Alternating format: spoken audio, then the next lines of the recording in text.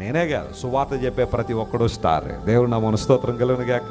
ప్రభువు మాటలు ప్రయాణించి నీతి మార్గం వైపు అనేక మంది త్రిప్పుతారో వారు నిరంతరం ప్రకాశించే జ్యోతుల్లా ఉంటారు, నక్షత్రాల వలె ఉంటారు. యేసు ప్రభు సమాధి ముందు నిలబడ్డారు.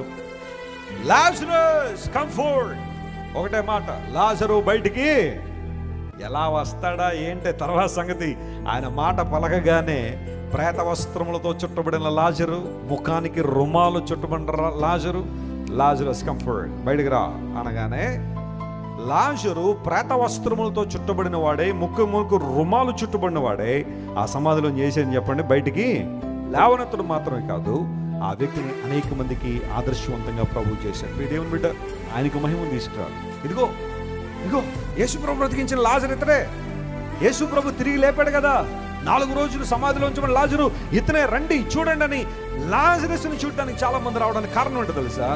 దేవుడు లాజరును ఒక సాక్షిగా నిలబెట్టాడు. ఈరోజు దేవుని బిడ్డలుగా మన బాధ్యత ఏంటి? రక్షించబడిన విశ్వాసులుగా మన బాధ్యత ఏంటి? మనలను చూచిన వారు ఎవరిని మహింపరచాలా?